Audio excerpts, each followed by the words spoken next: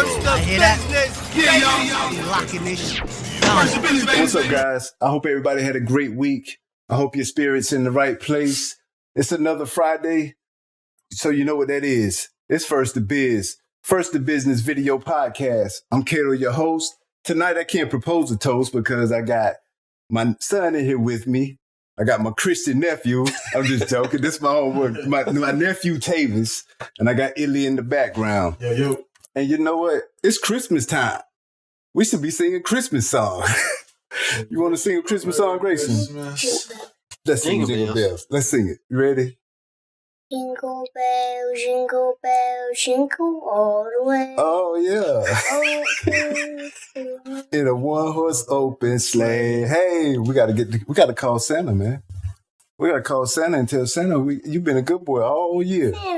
Oh, you got Santa? That's what's up, man. He got a little pen. That's what's up. But look, man, it's been 2 weeks since we recorded a podcast. It has, man. It's been a long time. And then tonight on a Friday night, when we do get together to record the podcast, Tavis pops up. That's good, man. This is my nephew. I call him Coont. Everybody else call him Tavis. You don't say that on camera. Everybody call him Tavis. I call him Coont. And the whole family calls him Coont. I call him Coont Don't Shoot Poont. That was his nickname back in the days growing up. And you know what? It's crazy how, family love each other. You know what I'm saying? Family can be separated and family can be brought back together. That's the situation with us a long time ago when we were kids. You know that? Mm-hmm. We was kids, man. This little dude, he's younger than me, even though he a little older than me, but he's younger than me. But this little dude be 8, 9 years old, walking the street by himself at 11 o'clock at night. Oh, what shit? Yeah, and like my sister would pull up on him like, "Where you going?" He said, "I'm going to the store to get me some. I'm going to get me some Doritos." Oh, damn. For real, yeah. So tell that story though. How that come about, man? You're growing up. Just growing up. Mom always working second shift, so pretty much I was home alone. Yeah. Other with a grandfather that was alcoholic. Yeah. So only thing I knew was hanging out. Yep. So when my aunt, which is his sister, would try to get me to come down here. So I come down for a couple of days until they start putting out rules. So I was like, it's time to head back over here. I just do where I want to go. Yeah. But, times went by, and that wasn't heading down the right street. So his dad ended up passing.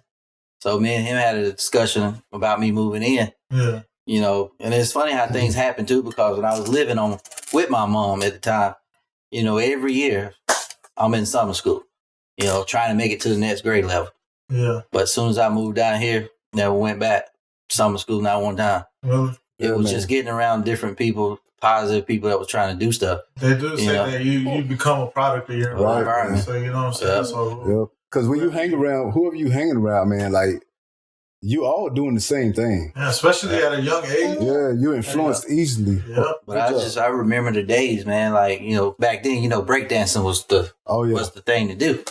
So walking down the street, with 8, 9 year old with a big boom box. Yeah, it's crazy because I was raised in Monroe, so it's like more city area. Yeah, and just like I've lived in the country. I lived in Richmond County, and it's still crazy to hear the same stories. No, not even the same stories that you guys were like breakdancing and stuff. Oh yeah, rapping, because it's just like I don't know. Like I got a kind of stereotype of how the country really is. Like Oh yeah. How it's just really simple life and stuff like that. But just like the more I get to know people from around here, the more that I learn is exactly it's crazy, man. Yeah, but you sit there, you think about that. Like, man, my wife was just having this discussion not too long ago, and I was watching something on television. And I was like, they ain't doing anything that I didn't do. Exactly. And now these kids out here making money off skateboarding that we were doing. Tricks, the same tricks they doing. Now they out here making millions of dollars off the same thing that we did right, man. Under that carport. Like, that's it. And I was just telling her that, like, I wish we would have kept doing it,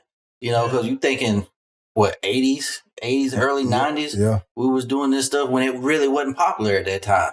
But you had 4 small black kids riding down the street on skateboards. Right. Now you see it like it's nothing. Yeah, it's really. Yeah, and I actually watched the skateboard I guess they were doing some little tournament or whatever on TV the other day. And it caught my attention and it was pretty interesting because they was actually doing some things, you know what I'm saying, that I was like, they gonna get hurt. Yeah, it's fast. Yeah, but yo, they get, like, oh shit. Exactly, man. But they getting paid off this shit, though. That's my point. Like, yo, they getting paid off of this stuff. Tony Hawk, man, bankrupt. Yeah, Tony Hawk, yeah. And I think he got a son or something too right now doing the same thing. Too. But I'm telling you, man, like, yeah, it was pretty crazy back in the days, man. When he came around, we was breakdancing, we was doing all kind of stuff. I had to teach all these boys how to dance. Lord, you should, and look, we got two more. I got two more nephews named Sean and Warren. They twins, right? Oh shit. And they were stiff though. They couldn't dance like me and him, so they would get mad. And all. But we try to work with them. You know what I'm saying? But y'all didn't have cameras back then. Like, hey, yo, you know what? We do. Tapes. Matter of fact, we do have some. We do have some. We gotta have a little montage. I want to see that shit. Yeah, we do have some. That's Tony got 'em. Yep. I don't know where they at. I don't know if she still got them, but we did record some. We used to record us playing basketball. Sure. Dancing, everything. We just put dance routines together, you know, and just record everything. That's dope. So those were like the good days for us, man. And like my mom was here. My dad had passed away though, and we had my mom, which is his grandma, and it's like 68 nieces and nephews, grandkids that she has. They didn't have cable TV back in the day. Man, we didn't have no cable TV. We had cable. It was hooked up illegal. Oh yeah, that is true. That's right, because we had the cable man. I forgot about that. Yeah. We had a guy, it was a crackhead, we called him the cable man. Yo, he would go up the pole with no ladder. Yep. He would go up the pole, hook up the cable, and we would have cable. But that came along afterwards, though, because, you know, before it was just like the local channels and stuff. And we really didn't even watch TV like that. No, we did the locals, but we would do. That was the thing, too, about this family. That's the thing I love about this family. Like, every Sunday, we had the routine of we go to church on Sundays. Yeah. Mom would take us to we go to Ashburn Mall. Yeah. While she sit out there in the food court, wait on us to run around. Shit. Then we come back, we go to the video store, rent movies. Right. It's always karate or some kind of ninja movies that we would rent on Sundays. It was cool, though, because now you sit back and you think about that stuff. And you be like, man, I wish I could go back to that time now. Because it was, you didn't have bills, you didn't have anything. Now, there was nothing to worry about. It was more simple. It was simple for us. And now you see it. Now you see how things are, you know. As an adult. Because, like, with us, it was simple. As far as, like, that you had the, how do I say it, man? I don't know. I've been getting stuck lately. Well, I'm going to tell you what, like, though. you had the experience. Yeah, that's true. You know, to like experience all that while the kids now today they're stuck on their phone, not doing shit, not being really social and stuff. Yeah, they call them heads down. They heads down all the time, man. They never even look up to see where they at on a trip. You know what I'm saying? So, but yeah, we had to, it was a good life for us as kids. And our parents, they had to work hard. Mm-hmm. Like my older sisters were basically like our mothers at the same time because they made sure we did our homework. Mom had to work, so they was cooking. They all worked, but mama worked all the time. Like she would get up in the morning, she would throw some food on and she's gone. And we'd go to the store to see her, but she worked all the time. So we was out here running the streets, but at the time, it was different. The community watched the kids at the time, you know what I'm saying? So basically, like my whole point, and I'm happy that he's here tonight, is because I want to talk about stuff like that. Like how we were coming up as kids, we was a unit, we was a strong unit. And when I say we, I mean the family that we were directly related to, and then I mean the community family. We was a strong unit, you know what I'm saying? And at that time, the older people, like my father, my mother, and a lot of other people in the community owned their own businesses. They were always about making the money legally, and it was about working hard, taking care of family, taking care of friends and community. So it all came together and mixed it all up in one pot. It came out to be something great. And that's what we're missing right now in this community. And also back then, our people, they own things. You ever heard of the word gentrification? Where they say it's negatively spoken about in the Black community because they say that the richer people come in to kick them out. Actually, it's a good thing, but you have to own things. You know what I'm saying? Like the community, people have to own things. If you don't own anything, when they come in and make these decisions about, what they're going to do to your community. If you don't own anything, you have no word in it. You have no say-so. You can't do anything but succumb to whatever they tell you you're going to do. So you have to own land. You have to own property. You have to own businesses in order to make decisions for your community. You also have to go out into the town hall meetings and all this, talk about what you want, vote on what you want, and get what you want. Mm-hmm. If you don't do that, then yes, that word gentrification can be a harsh word for you and your family, because you can be out on the street because they could come in and you've been renting this apartment for 30 years. You've been paying $200 a month for this apartment. When they come in and they want to do upgrades, they want to get you out so they can bring more stuff into the area. You don't own it, first of all. So they can do this, you know what I'm saying? Now, once they don't kick you out immediately, but they tell you, we're going to fix this up. But your rent's going to be $800-900. They know they can't afford it. You can't afford that. So that's why I'm stressing, like, you got to own things, man. Because, you know, we're getting into this real estate right now. Me and my wife, we're stepping into the real estate world. We've been researching it for a minute now. We went to Atlanta a couple of weeks ago and got with DJ Envy and his homeboy Caesar at their little real estate seminar. And we learned some things from that. And I came back and I did some more research and I found a whole new market of real estate. Yeah. It's called wholesaling. Mm-hmm. It's crazy. You don't need money for wholesaling. All you got to do is go out here, find the properties, abandoned properties, find the owners, talk to the owners, ask the owners, can you sell their house for them? Basically, this is what it is. Mm-hmm. They agree, you put them under a contract. Once they're under that contract, you find a buyer. And I know plenty of buyers around here locally. Mm-hmm. Get them to buy the property from you and you get a cut out of it. So that's called wholesaling. That's a part of real estate. You can get into the real estate by doing this without having to go to the bank to get a traditional loan. You know what I'm saying? And it's hard. If we're not owning things or buying things, 9 times out of 10, our credit bad anyway. Uh-huh. You know what I'm saying? So even though there's ways to fix that right now, we can fix our credit right now. There's people out here. I got a homeboy right now. Matter of fact, he just moved to Atlanta, but he can fix your credit for you, man. It's going to cost you $500 to get it started. But once he does what he do, this shit going to rise. Yeah. And it's good to get credit, man. It is. If you ever need anything, you got to have it, man. You know what I'm saying? And then if you ever want to get a house or, get a car. Anything, you need credit, man. Even the kids, send your kids to school. Good value, good value, something to always get something that appreciates and value too, and never get things that depreciate. Right, man. I'm telling you, man, like, I feel like our people, man, when I say our people, I mean everybody. Everybody, Hispanic, Black, whoever. I feel like we got to do better, man. Mm-hmm. We got to do better as far as getting better jobs, creating your own jobs, getting your credit together, taking care of family and community, and standing together as one more. You know what I'm saying? We got to do this. It's crazy because everything's just turned into like a dog-to-dog world, man. Like, I know. It's just like everybody for themselves. It didn't just turn into that. It was systematically built for that.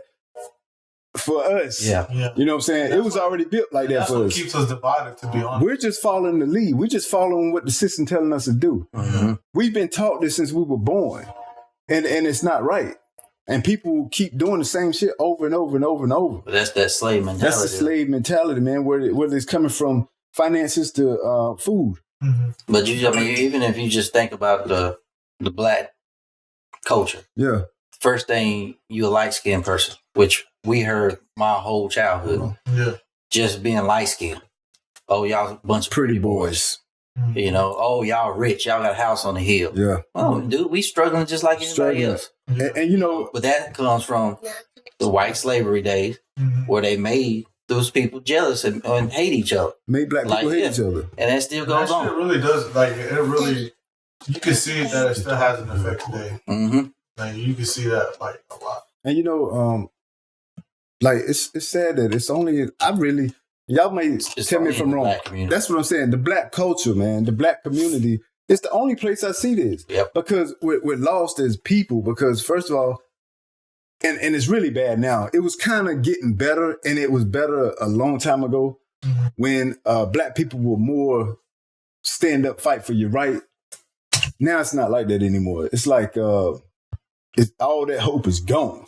Yeah. That hope is gone. It's a few people out here right now that's fighting for it, but we need the majority. A lot of it is an ego problem too. But it all stems from that.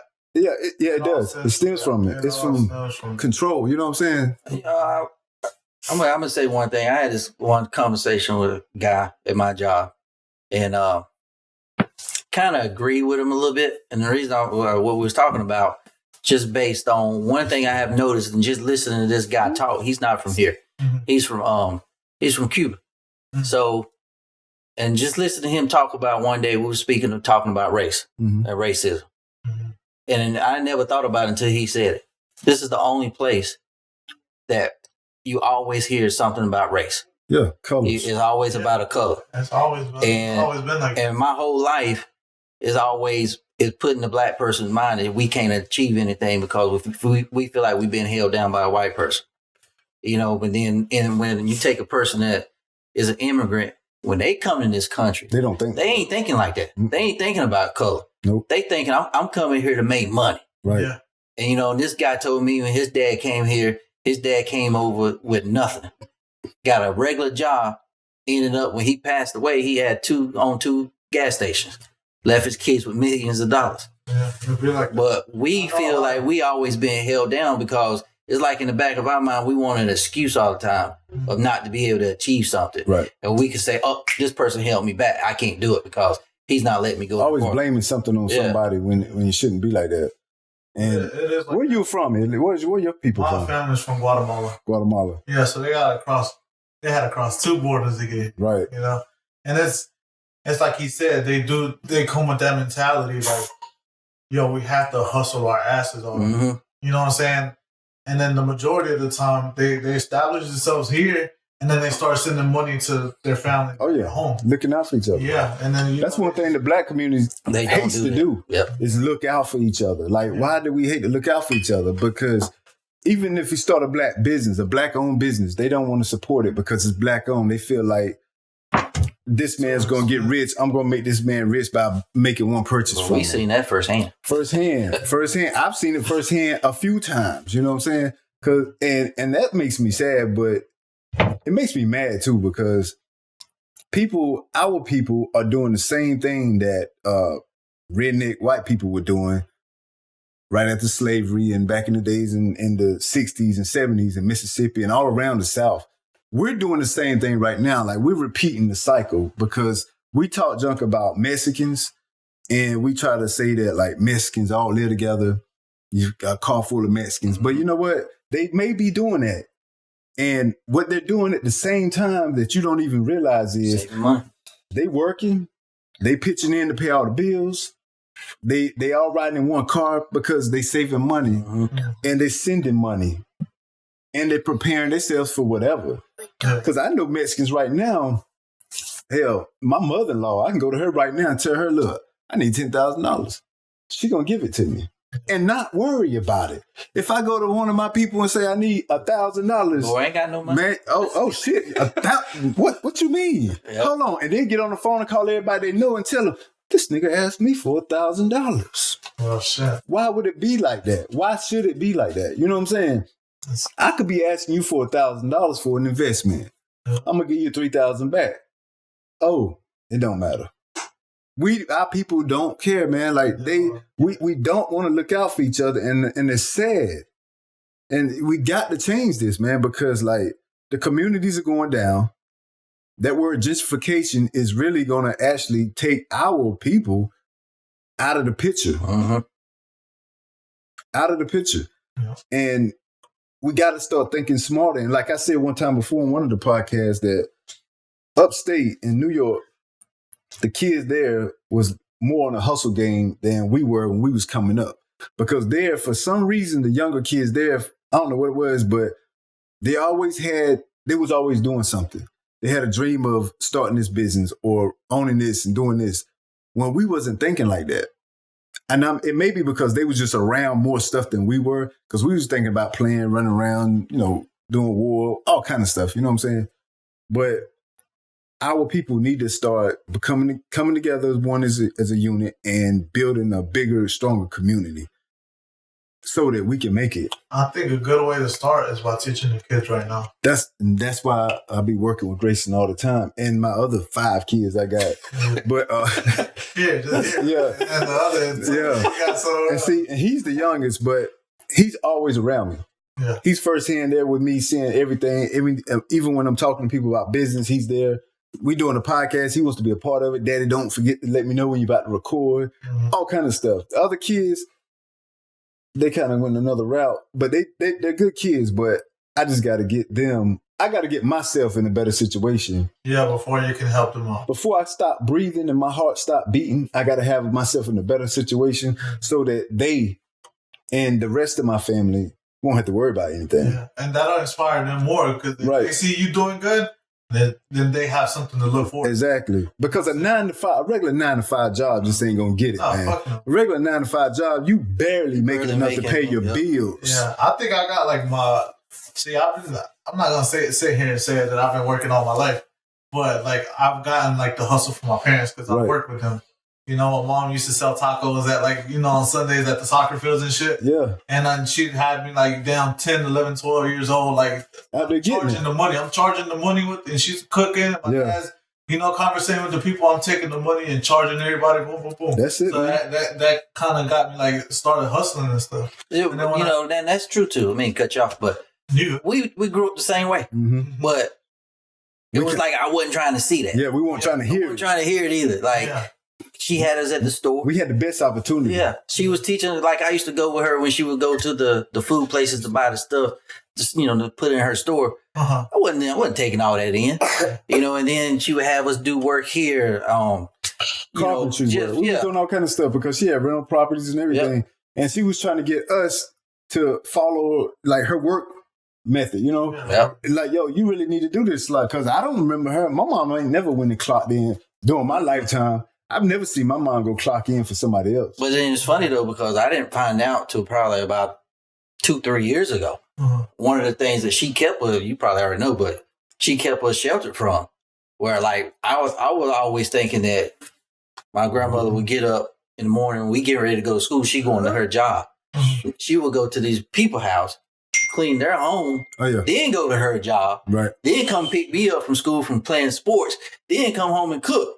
You know, was doing all this by herself. Yeah. You know, she did that. Whatever she had to do to make extra money, she would do it. But we never, the whole time we was growing up, we never knew she worked for these people. Right. But I remember she took us over to the house one time. We just thought we were going over there to ride these people go-karts. And I think actually what it was my dad was like real close friends with them. Well, I ain't gonna say close friends because they were white people. And back then, you weren't close friends to white people. You was either working for them or they was using you for something. And of course, you was using them for something too, money. Yeah. And that's what they was doing. It was an older couple that had a lot of money and they was actually like keep up with the property and stuff like that. And she would do that. And she would go run her own business and take care of us and attend whatever school event. She didn't ever come to my sports, baseball games and stuff like that because she was always working at that time, which we didn't care. You know what I'm saying? We would walk to the games and walk back home, but we would get chased. Y'all was taking care of yourself. Yeah, we was doing that, man. You didn't really have to depend on her, you know? Right. But we depended on her. And to this day, I ask myself, like, how did she even afford to pay for all of us? Because it was me, you, Sean Warren, Kiki, Teddy, and then Giz moved in, and it was a lot of people. Yeah, in the neighborhood, in the morning times, the kids would come and meet at our house. I would get up more and walk across the hallway with my underwear on, and the kids in the house that I'm going to school with. Now they're picking on me because they see my little tighty whities. You know what I'm saying?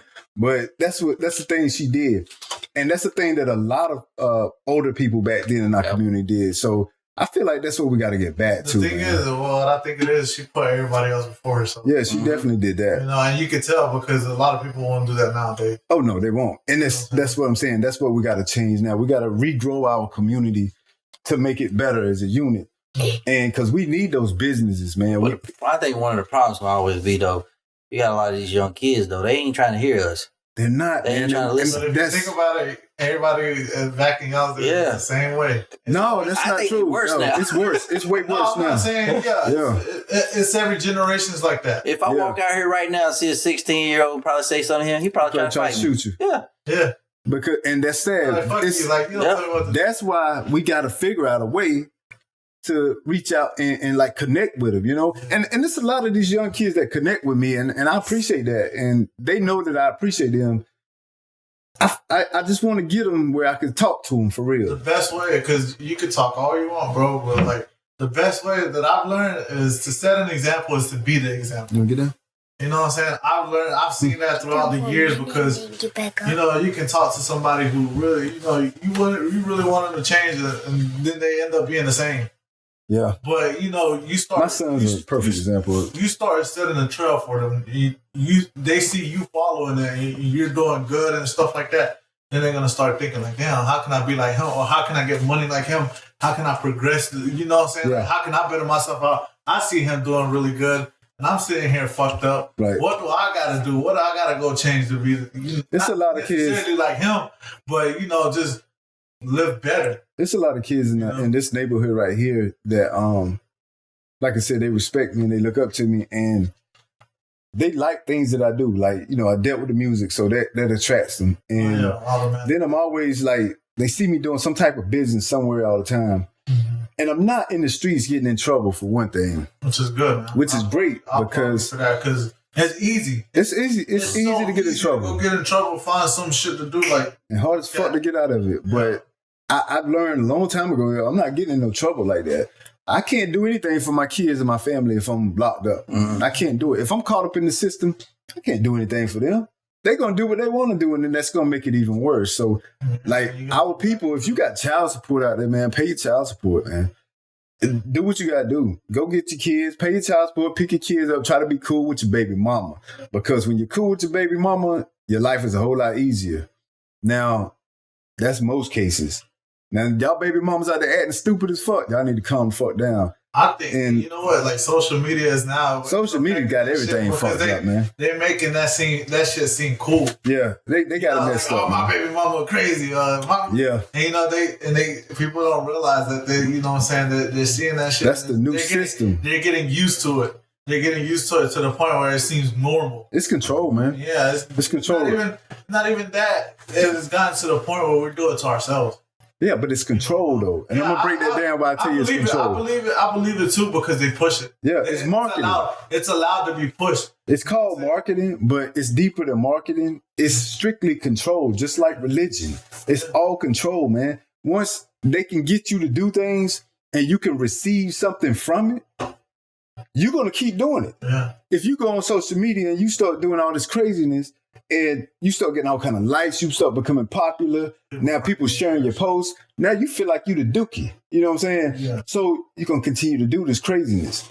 And that's how it is with a lot of shit in life that people don't even recognize. And marketing, you're just getting paid for it. Those people marketing, they're getting paid to make you crazy. They're getting paid for you to keep your head down on the trip. They're getting paid for you to be in the public and not know what's going on right beside you. And that's funny too that y'all say that too, because if you notice, if you ever post something on social media, if you post something like you out here being, say you on vacation doing crazy stuff, you get 100, you get 200 likes. Mm-hmm. But if you post something positive, like we went down to Orlando, and we happened on the way back, stopped at the nightclub that got shot up, the gay club. Oh yeah. Got shot up. We stopped there and took pictures and everything. Yeah. I posted that, didn't get one like. The positive stuff, nobody's trying to hear. But you could put out some flashy stuff or whatever you out here doing, you get all kind of likes. But that's to show you that social media got these people crazy. Yeah. And people don't learn until, you know, like, bad shit happens. Like the whole thing with the Juice WRLD, R.I.P. You know, the dude, did you see that? Yeah, I did. Yeah. R.I.P. the Juice WRLD, man. It's fucked up, man. Like, the drugs, man. Mm-hmm. That's another thing, too, man. Like just take an artist like... Speaking of drugs and shit, take an artist like Future. He talks about, you know, Percocet, Molly's and all this shit. He don't even do that shit himself. Don't smoke cigarettes, don't drink. He don't do none of that. But he's pushing it out, and that's what the music industry is promoting. The negativity. Negativity is what's popular and negativity is what's really making money for the industry. So that's the only ones they pushing. Mm-hmm. But you get a positive artist. This is just like what he was saying in the post. Positive post, no likes. Positive artist, no music sales. Mm-hmm. Negative post, 1 million likes. Mm-hmm. Negative music, $1 billion. Yep. I think that, you know, in one instant, I think that people are bored too, man. Like they find that shit really entertaining. Like, but let me ask you this: they're dramatic as fuck. Let me ask you this though. Like bored, that word bored is like what a lot of kids say right now, especially my kids sometimes. Yeah. And most of the time when they say this shit, is when I put them on punishment and I take their phone or any type of device they got, I take it. 5 minutes later, after I say you can actually talk to me, I'm bored. You bored, but you can go read a book. You can go outside and play. You got a basketball, football. It's warm outside. You can go outside and do whatever. You got a park right next door. That's because they're so limited. They feel like they're so limited. The only thing, and that's part of that control shit. You know what I'm saying? It feels like their life revolves around the internet, their devices and stuff like that. You say some shit like that to my mom will be like, "Oh, you bored? Go clean the fucking house." Yeah, exactly. Yep. That's how some shit like that. We never said that. That's how it work in my house. That's how it work here too. Because you're gonna go do something. Okay, if you don't want to read, you don't want to go out play. Okay, well, come on. I need that bathroom clean. Go downstairs, clean your bathroom. Go upstairs, clean that bathroom. Clean your room. That's how we'll never say that shit. Never be bored. And my nephew did that shit one time. Like he's probably like now 13, 14, and he went to work with me. Yeah. And we was taking a little break. You know what I'm saying? And I was like, he's just like, I guess he got ADHD and he's like, moving around and stuff. I look at him, I was like, you bored?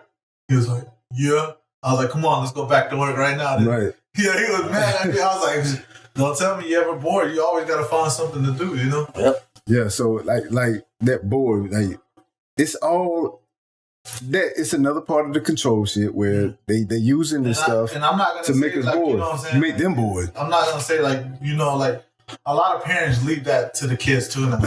Yeah, they do. They use that as a babysitter. Yep, because it distracts them. Yeah. And they don't have to worry about taking care of them. And that's called laziness. The kid will shut them up. You know what? And you know what else that is? Majority of the time, a young parent. Mm-hmm. Yeah, it's a young parent because the older parents, nah. That's what we grew up with, old parents. But those the same ones you don't see. That's the same parents you don't see at PTA meetings either. Right, yeah, exactly. Like you said, young parents is because, what was I going to say? I lost my train of thought. They don't have patience.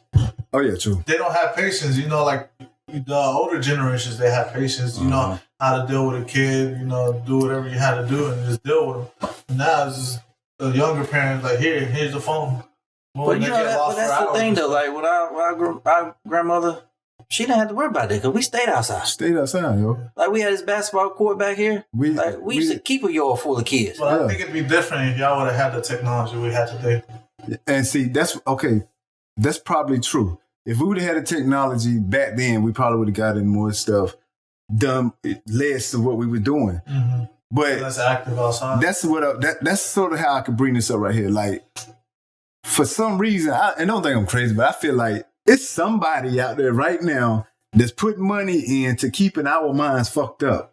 Now, it could start out a good way, you know what I'm saying? A good intention, but it goes south real fast, and then they just keep letting it go south because that going south starts to make money for them. Now, it's stuff that, like, these kids right now, in the black community, most kids, when you talk about the future, what they going to talk about? They're going to talk about they want to be a rapper, number one, sports. Yep.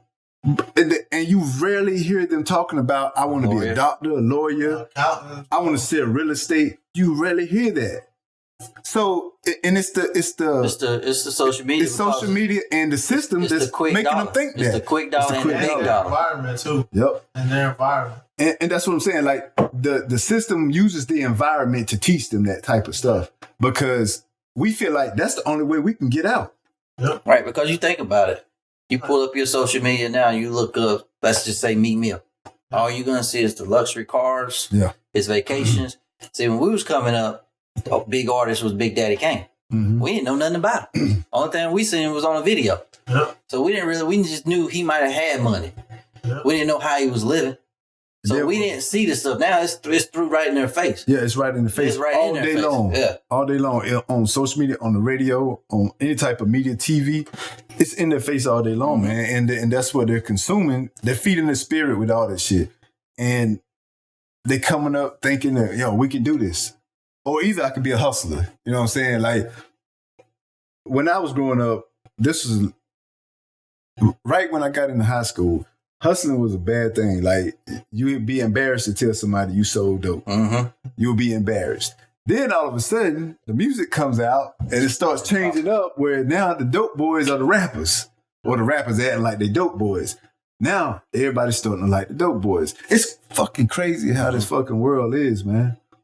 And I just be thinking about this shit sometimes. It's too much influence. And that's why I bring back that they're bored. You know what I'm saying? Yeah. They're not doing like... They keep them on them devices. And you know what I'm saying? And it intrigues the people. Look at the video games they play now. It's so realistic. You don't want to go outside and see real people because your friends are actually that avatar that's on that screen. That's your friend. That's your homeboy. You know what I'm saying? Yeah. You know this person. You ain't got to go to his house.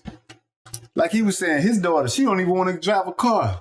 Yep. Because she don't have to go see her friends. Well, if somebody would told us they were going to give us a car when we were 16 years old, we'd have been on it. It didn't care what kind of car it was. We're going to drive it. We're going to get our friends. When I started driving, man, shit, I was never for real. You need me to go to the store, mama? I'm going. Yeah. You know what I'm saying? I need to be riding. I need for my friends to see me. Pumping Lauren Hill and all kinds of stuff, man. Yeah. Back when I started driving. Oh, for real? Yeah, that was the big thing back then. Fugees and Busta Rhymes. That was the hot thing back then. Well, look, man, it's Christmas time, man, and I hope everybody, can have a good Christmas. I hope all these parents can, make their, I guess, call it making your kids happy. Yeah. And I ain't promoting the Santa Claus thing, but, it's a lot of kids that do believe in that, and this time of the year makes them happy. And if you can afford it, man, make them happy. If you can't afford it, don't go into debt with them, man. Don't go into debt for it. This is a happy time. This is when the family's supposed to be together. We can sing songs and we can drink beer, liquor, eat, lay around, watch movies, and talk. Just have a good time. And you're not going to be here for the Christmas dinner. That's why I had to make a trip up here today. Yeah. We're going to have a big Christmas dinner. The whole family comes through. It's going to be a lot of people. You're welcome to come too, if you want to. That's what's up. I appreciate that. We're going to eat. We're going to have a good time. And last weekend, I went through the community, feeding the community. My Mason Lodge did. And then we brought the people that was sick and couldn't get out. We'd go by and deliver food for them. If you wasn't, you could come to the lodge and get your free plate. We drew, we had a raffle tickets drawing where you can win $100, $50, $75, $25. That's what's up. Dollar tickets, you know what I'm saying? We do it every year. We even did door prizes this year. So people came in, we gave them a ticket. And a lot of people won prizes and a lot of people was happy and appreciated those plates of food and those door gifts and those raffle prizes, And that makes me feel good. Just to, man, when you go knock on somebody, when you knock on somebody's door, they be expecting us every year. As soon as I knock on the door, we've been waiting on you. Go in the place, man. And I have to cook the candy M, so we cook 3 big trays of candy M's, and it'd be out the chain, man. Sure. Yeah. That's what's up, man. That's good that you can help people out like that. And then the little kids, I like when the little kids see me. I can go in the store, and I purposely do this. I'll go in the store afterwards with my suit on, and they see me.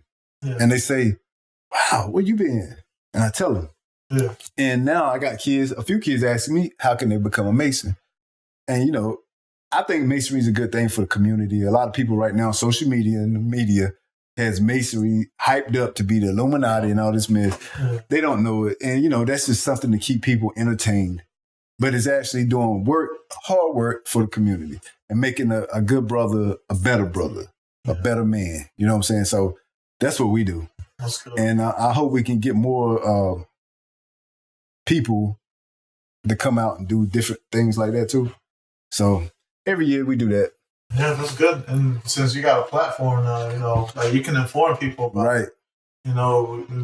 That way, if somebody really does want to help, then just by listening and like looking at your podcast, they know who to go to. Exactly. So that's good. I'm glad that you can do something. Y'all got any last words y'all want to say before we end this thing? Nah, man. No, I'm just, glad to be an invite on here tonight. Yeah, I'm glad you came and said Started that. out kind of nervous. Yeah, I know, because you don't do this. You don't do this type of stuff. The camera's not even there. You have a conversation. So Hell, I be nervous all the time. I'm nervous now. Yeah, but it's like you get the ball rolling, shit. You good? Yeah, man. Everybody have like a safe Christmas and a safe New Year's. Happy holidays for everybody, man. Happy holidays, and just keep grinding and keep progressing and growing. And if you're watching this on YouTube, hit the like button for us. Subscribe to the channel. Yeah. And if you're listening to us on iTunes or whatever, give us a 5-star rating, and it helps us. It helps us grow. The more likes and more shares and stuff we get, it helps us grow. First the Business Podcast, support us on that. And we're going to keep it more consistent. I had some car problems. Yeah, it's Italy's fault. I'm back. Yeah, he's back now. I don't know how he got here. I think he jogged all the way from Charlotte, Monroe. I think he jogged. But I got skinny. Dedicated, you know what I'm saying? But until the next time, next Friday, we're going to see you. And everybody have a great, because we won't be back before Christmas, will we? What's next? After, I think. Yeah, so the 20th. Yeah. So we'll see you after Christmas with more exciting interviews, and we got a lot of more special guests coming up. I'm excited about, for real, but we're going to see you after Christmas. So Merry Christmas. Make sure you got my Christmas gift. Hit me up so I can know where to pick it up at. Peace. First to business. Love you. First up, business. Yeah, y'all. Locking this shit. First to business, baby.